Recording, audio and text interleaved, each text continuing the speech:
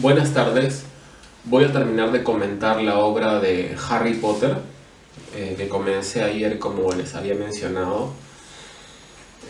Ese trabajo lo había dividido en 7 puntos, de los cuales ayer desarrollé 3. El primero era sobre el esquema narrativo, ¿no? Cómo Harry Potter cumple con este esquema de el viaje del héroe con el que nos podemos sentir identificados, que era la premisa es de que parte de una zona segura, que era el mundo ordinario, ¿no? de su tía Petunia, con su primo en esta casa de muggles, ¿no? O de muggles, ¿no? Que no tienen magia, y viaja al castillo de Hogwarts a formarse y descubre justamente todo este mundo de hechicería, ¿no? Tiene un maestro, se enfrenta a la muerte, a su lado oscuro, encarnado en el personaje de Tom Riddle, de Voldemort. Y este esquema narrativo se transmite de generación en generación durante siglos o milenios, porque es lo que representa nuestra vida, ¿no? Como un viaje hacia la muerte en el cual podemos aprender y asumir y tomar decisiones significativas o egoístas de acuerdo a lo que vayamos eligiendo, ¿no? Luego está el tema del ambiente, ¿no? Este esquema narrativo se cuenta en historias de ciencia ficción, como puede ser el ejemplo de Matrix, ¿no? En historias de superhéroes, ¿no? Podemos verlo en la trilogía de Christopher Nolan que hizo en Batman. Podemos verlos en historias de drama, como en esta miniserie de Gambito de Dama, donde también hay un viaje de la heroína. Y en este caso el ambiente es mágico, ¿no? Y está decorado pues por estos personajes mitad animal, mitad humanoides, los duendes, los centauros, los dragones, ¿no? Esta relación con la naturaleza desde el punto de vista secreto, y que se vuelve parte de lo cotidiano en la vida de los personajes. Y dentro de este territorio pues, de la vida está la muerte, ¿no? Y la muerte, cómo asumimos nuestra conducta ética frente a ella, ¿no? Entonces estaba la ética de Voldemort, que es vencer a la muerte, ¿no? Buscar la inmortalidad para sí. Y está la posición del héroe, que es sacrificarse, ¿no? Entregarse a la muerte por sus seres queridos o por restablecer una armonía en el mundo, ¿no? Como otros héroes en nuestra historia, ¿no? Mítica o verídica, ¿no? O real. Entonces, partiendo de eso, seguimos con los puntos que he anotado para comentar la obra de J.K. Rowling. Uno es cómo ambienta el mundo de Harry Potter, no sé qué tan bien se ve en la cámara. En este libro, por ejemplo, que es sale el mapa de Hogwarts, ¿no? Donde sale el bosque perdido, ¿no? Perdón, es el bosque prohibido, ¿no? El sauce boxeador, Hogsmeade, el campo de Quidditch, ¿no? Y ayuda a meterte en la ficción, ¿no? Estos mapas son afines pues al mapa de Westeros, ¿no? Para ubicarte en la historia de Juego de Tronos, ¿no? En esta que hemos visto seguramente, o en la Tierra Media, ¿no? Que también tiene el mapa. Entonces es como hago que la ficción, estos mundos fantásticos, puedan parecernos reales, que tengan un sentido, unas distancias, ¿no? Una coherencia interna. Es lo que Julio Ramón Ribeiro, en su decálogo del buen cuentista o el buen narrador, decía, ¿no? Si una historia está basada en la ficción, debe parecer real, ¿no? Y si una historia está basada en una experiencia real, debe parecer una ficción, ¿no? Entonces en este caso es al inverso, ¿no? Bueno, dialogan ambas cosas, ¿no? También la experiencia de la autora, que la va simbolizando en sus personajes y situaciones. Pero los lugares y el tiempo. Entonces es importante tener un sitio en el cual anclar la historia, que es el castillo de Hogwarts, ¿no? Y en el castillo, pues, cuando llega Harry, llega al gran comedor, ¿no? Este gran salón, que es un espacio que vamos conociendo, donde se celebra un baile especial, la inauguración de a qué casa vas a ir. Hay una torre donde se ven las estrellas, está la profesora Trelawney, hay pasajes secretos, está la gárgola que cuida la sala para ir a la oficina del director, están las mazmorras, y así. Entonces nos es familiar el campo de Quidditch, ¿no? El bosque, la cabaña de Hagrid. Nos vamos haciendo la idea del lugar, y a partir de eso se van sugiriendo otros territorios, ¿no? Que sería estos pequeños pueblos donde compran sus golosinas, hay estas tabernas, hay otros lugares que sabemos que hay otras escuelas de magia, ¿no? En Rusia, en Francia, Durmstrang es una de ellas, y Bux Buttons es otra, ¿no? Entonces, hace años, cuando participaba en lo que eran estos juegos de rol, ¿no? Yo dirigía, me tocó ser director del juego, el Dungeon Master, ¿no? Que le decían. Entonces, una de las recomendaciones para el Dungeon Master era describir muy bien un lugar base, ¿no? Un lugar central en la ficción, para que los personajes, para ambientar lo que va a ocurrir con los personajes, que sientan esa familiaridad. Y luego vamos a ir a otros territorios desconocidos, pero desde un punto de partida que sea realista, ¿no? Verosímil para los personajes. Entonces el castillo de Hogwarts representa ese ancla mágico, pero que nos es familiar por todos los detalles, ¿no? Podemos ver que en la oficina del director está el Fénix en su jaula, o están los cuadros de los directores anteriores, está el sombrero seleccionador. Entonces hay una serie de detalles que van apareciendo, y con los cuales, a medida que van pasando los capítulos y los libros, es un ambiente conocido, ¿no? Entonces entramos a la ficción con mucha facilidad. Y como un paréntesis, es importante también mencionar el estilo de la autora, que es como un juego, donde te van dando pistas verdaderas o falsas para creer por dónde está yendo, quién es el villano, dónde está la trampa, y al final habían claves que difícilmente te podías dar cuenta y te terminas sorprendiendo, ¿no? Eso pasa en cada uno de los libros, hasta el último siempre lo consigue, y eso te emociona, ¿no? La sorpresa, esa sensación de que estás descubriendo algo, ¿no? Como en un truco de magia, ¿no? Donde siempre hay un pequeño truco, pero termina en un truco mayor, ¿no? Entonces eso es importante como estilo, tanto ubicar un sitio base que está bien descrito, que va siendo familiar para el lector, para meterte en la ficción, ¿no?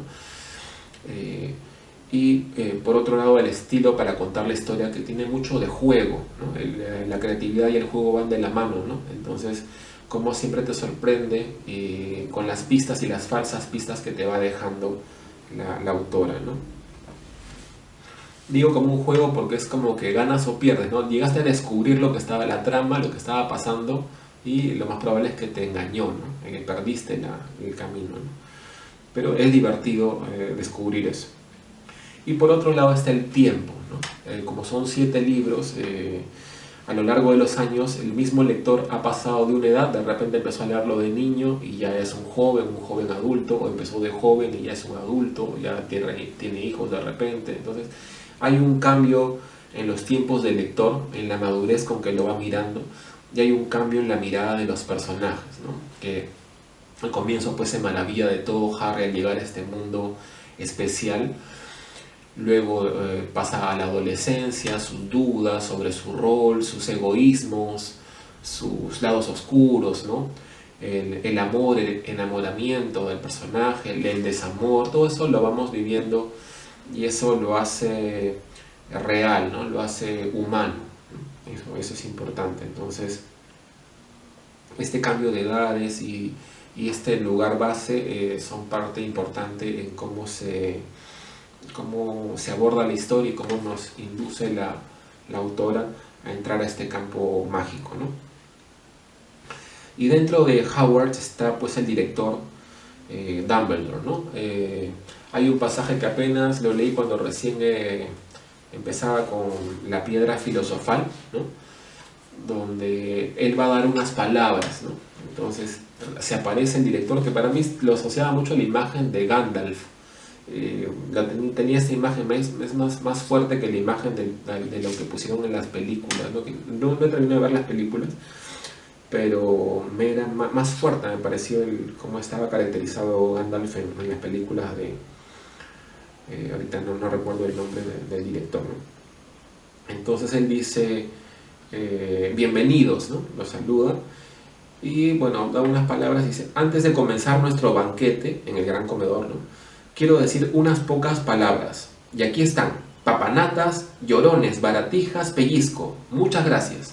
O sea, quiso decir unas palabras, pero que no tenían, no era un gran discurso, ¿no? Solamente quería decir unas palabras, ¿no? Entonces estaba un poco loco. Me recuerda un poco este discurso de Tola que se puso a hablar pamplinas en la inauguración de una de sus obras. Y esta locura con el genio, ¿no? Que va muy de la mano. Entonces tú rápidamente te das cuenta que no es un director estricto, racional, sino que es un director mágico, ¿no? Que tiene algo especial, algo de juego, de niño, de lúdico, a pesar de ser un erudito, ¿no? De ser una persona muy sumergida, pues, con mucha profundidad en la magia, ¿no? Si no me equivoco, su especialidad era transformaciones, porque por ahí mencionan que él era el profesor de transformaciones antes de ser director de Hogwarts, ¿no? Y eso es muy coherente en una escena que se enfrenta Dumbledore con Voldemort, porque como él era el profesor de transformaciones, él transforma unas estatuas para que luchen y defiendan a Harry y luchen contra su enemigo, ¿no? Entonces eso me pareció coherente, justamente él usa su especialidad para enfrentarse a Voldemort, ¿no? Y hay otro aspecto importante, bueno, es la figura del maestro en el esquema, pues, del héroe de las mil caras, ¿no? Pero un aspecto importante del maestro es que conoce, digamos, la magia de su especialidad, pero también se sabe por ahí por reportajes, investigaciones, que él conoce la magia oscura también, ¿no? Y tiene un amigo, pues, que tiene esta onda oscura hacia la magia. Y es importante que el maestro tenga conocimiento de la sombra, ¿no? Que haya superado eso. No es un maestro bueno que solamente es la luz, el lado apolíneo, solar, sino que es el maestro que congrega ambas cosas, pero lo tiene, no sé si llamarlo bajo control, pero de alguna manera ha superado estadios, ¿no? Y recuerdo lo que mencionaba, por ejemplo, el psicólogo canadiense Jordan Peterson sobre esto del manejo de la sombra, ¿no? Y él decía, por ejemplo, en la Biblia la figura de Abel, siendo un personaje bueno, no ha trascendido como modelo a seguir, ¿no? Porque no supera a la maldad, ¿no? Caín lo mata, así ya sea traición, pero lo mata finalmente, mientras que Jesús es el personaje que vence al demonio, ¿no? Que es tentado pero lo supera. Entonces la madurez no está en ser buena gente, ¿no? Evidentemente. A veces la bondad oculta pues manipulación, oculta temor. A veces somos buenos por miedo a ser malos, a miedo a reconocer estas sombras. Pero la madurez implica pues pasar por esos estadios, y Dumbledore ha pasado por ellos, ¿no? Se entiende que es un maestro de alto nivel, y que incluso la misma sombra, el mismo Voldemort le tiene miedo, ¿no? Sabe que es una figura que le va a poner un estate quieto, ¿no? Y varias veces que se encuentran siempre está un paso adelante Dumbledore, ¿no? Sin embargo, el maestro es la herencia cultural, la herencia de sabiduría, pero estamos en una nueva generación y esa herencia no va a ser suficiente, ¿no? Entonces Harry debe cumplir con algo que él no puede hacer, y en algún momento de la historia él comenta, ¿no? Que tiene como esta ambición, ¿no? Que él detecta en sí una especie de afirmación, y me refiero a afirmación como un acto egoísta, ¿no? Y que por eso Harry es merecedor de la espada de Gryffindor, de la capa invisible y de la piedra de la resurrección. En cambio, si él las poseyera, ya sería demasiado poderoso. Y esto es afín a esta figura del anillo, ¿no? El anillo de poder en la trilogía de Tolkien, ¿no? Donde incluso Gandalf no lleva el anillo, ¿no? al volcán, sino lo tienen que hacer Frodo, ¿no? Tienen que sacrificarse un personaje con más inocencia, ¿no? Con más desprendimiento, ayudado por Sam. Pero una serie de personajes, reyes, ¿no? Hechiceros, hechiceras, van y saben que no pueden llevar el anillo porque la tentación sería muy fuerte, ¿no? Entonces esa es la diferencia. Por más que Dumbledore sea un personaje increíble, que su nivel de magia sea muy fuerte, su conocimiento de la magia oscura o de la sombra, del lado oscuro, siempre que tenga la capacidad de superar al enemigo de la historia, al que no puede ser nombrado. Harry tiene ese detalle que está un paso más allá, ¿no? Que es el desprendimiento, como lo demuestra en la última parte de la historia, ¿no? Bien. En el sexto punto, que ya entrando al tema de Harry y Tom Riddle, ¿no? Harry Potter y Tom Riddle, que tienen mucho en común, y la sombra representa pues nuestro propio lado oscuro, ¿no? Entonces la cicatriz que tiene Harry se le ha causado Voldemort y le ha dejado un pedazo de su alma en el cuerpo, ¿no? Entonces los lados malvados, ¿no? que puede tener Harry, de alguna manera estarían ligados también a Voldemort, ¿no? Que le ha impregnado algo de él, ¿no? Entonces es importante que este vínculo de los dos, este fuerte vínculo, que incluso pueden ser familiares, ¿no? Que tienen los dos, le dicen, ¿no? Los dos somos huérfanos, hemos tenido un padre mago, los dos hablamos el idioma de las serpientes.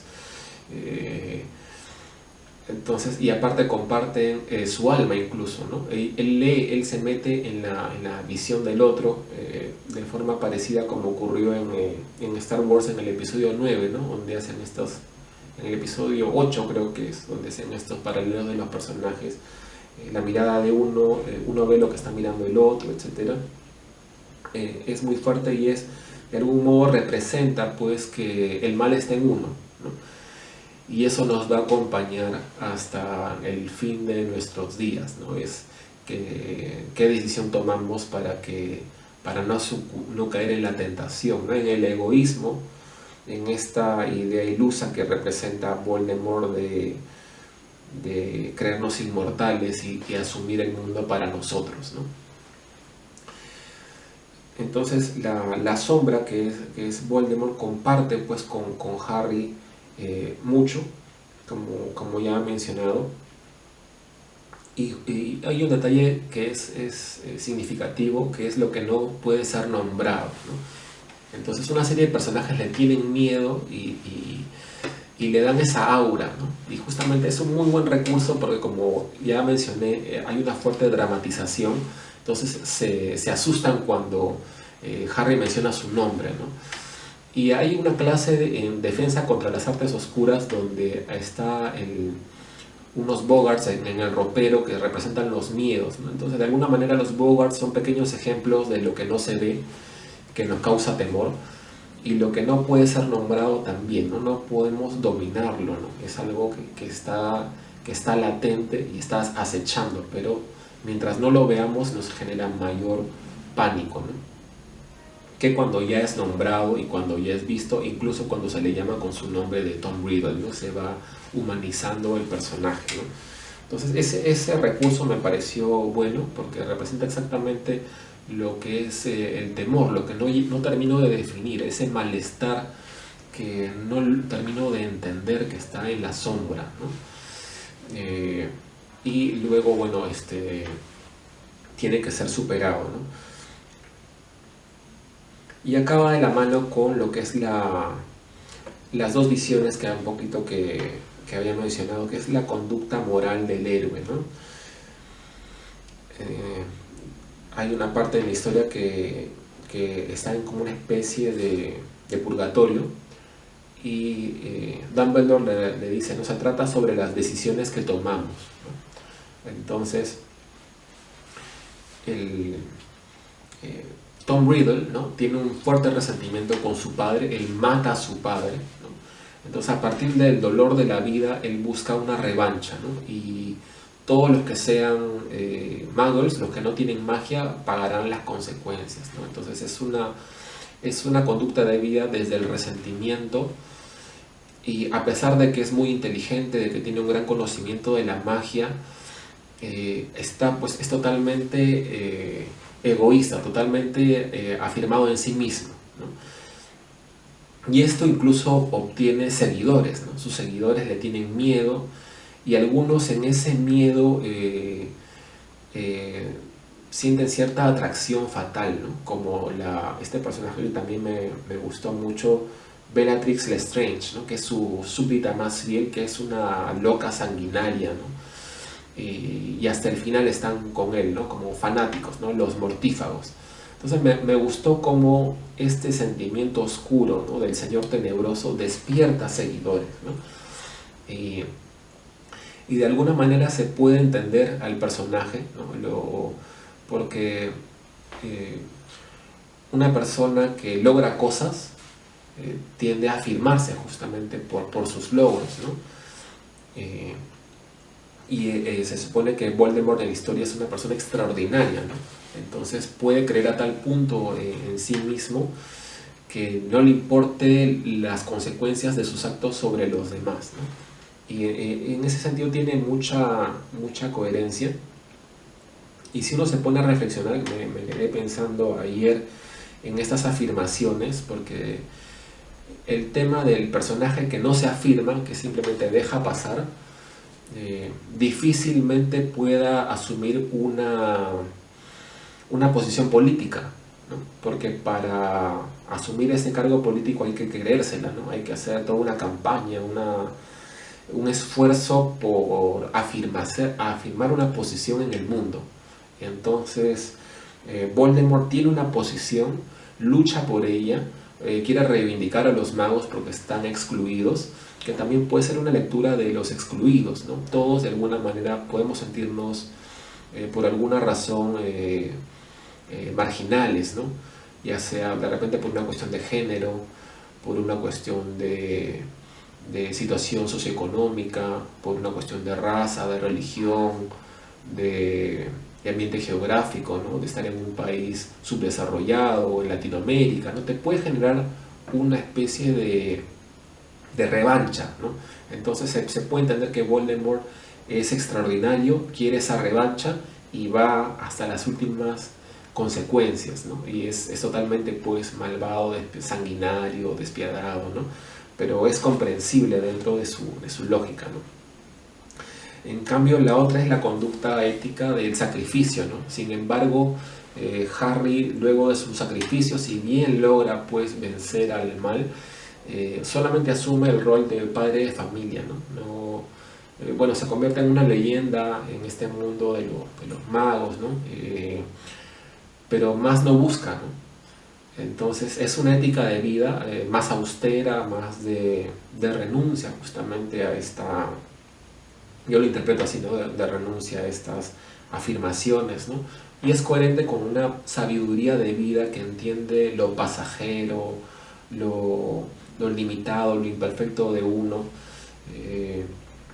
y por ende deja que las cosas pasen, ¿no? Cumple con su rol por los demás, pero no aspira a otra cosa, ¿no? Simplemente llevar a su familia del mejor modo posible. En cambio, el otro personaje sí quiere ir hasta las últimas consecuencias, pero sus premisas, al estar equivocadas, terminan pasándole factura, ¿no? Y bueno, de algún modo, pues, creérsela mucho, ¿no? Te hace no ver nuestra realidad, ¿no? De limitada, mortal, justamente, ¿no? De fuerzas mayores que nos superan la historia, el mundo, ¿no? Entonces algo de eso está simbolizado en estos dos personajes, en esta lucha que es la lucha del héroe. Me pareció bien interesante, ¿no? Luego hay un detalle, bueno, que parece iluso, cuando hacen como lo que ocurre después, que Harry se casa con Ginny, Ron se casa con Hermione, ¿no? en cuanto a las relaciones de pareja, ¿no? Es como este esquema de la familia feliz, ¿no? Pero vi un canal de YouTube de Sadhguru, que es un maestro hindú, y él hablaba sobre en la India cómo criticaba un poco a Occidente de que había muchos divorcios, separaciones, a veces se había más libertad, entre comillas, también las parejas no terminaban de consolidarse, ¿no? Y él mencionaba que en la India, como se eligen a las parejas desde adolescentes, si es que no desde niños, entonces las personas no han terminado de tejer su personalidad, ¿no? Entonces tejen juntos como pareja sus hábitos, sus maneras de ver el mundo, se van compenetrando en el crecimiento, y de tal modo que cuando pasan a la adultez, el tejido de la persona está junto a la otra, ¿no? Entonces hay mucho en común. Entonces se puede entender que estos personajes que se enamoran desde la adolescencia y que han vivido pues desde los 10 a los 17 años diferentes situaciones que han compartido, han tejido mucho y han pasado cosas muy fuertes juntos, ¿no?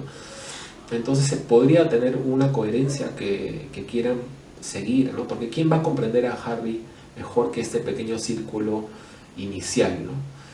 ¿Quién comprenderá mejor a Hermione o a Ron que ellos dos que han estado tan cerca viviendo al borde de la muerte en tantas ocasiones, ¿no? Entonces sí, si uno lo ve desde esa perspectiva, puede tener un sentido. Y luego viene, y esto representa justamente en el esquema narrativo el círculo, ¿no? Entonces él regresa a una vida más familiar, digamos que baja un poco la tensión, ¿no? Esta crisis de grandes hechiceros, ¿no? De grandes circunstancias que ponen en peligro el mundo, y empieza una vida hogareña, ¿no? Donde empieza el ciclo nuevamente, y así es como va cerrando la historia, ¿no? Entonces, bueno, me gustaría volver a leer la obra, de verdad que uno le agarra cariño a los personajes por la cantidad de situaciones que van pasando, por cómo los describe, que tienen esto de ser una especie de caricaturas, muy expresivos, ¿no? Desde el nombre que les elige, ¿no? Se te hace próximo, ¿no? Y bueno, con esto termino mi comentario de la obra de Harry Potter. Estoy bien con el tiempo. Espero que no se haya cortado el video. Entonces ya nos vemos en una próxima oportunidad.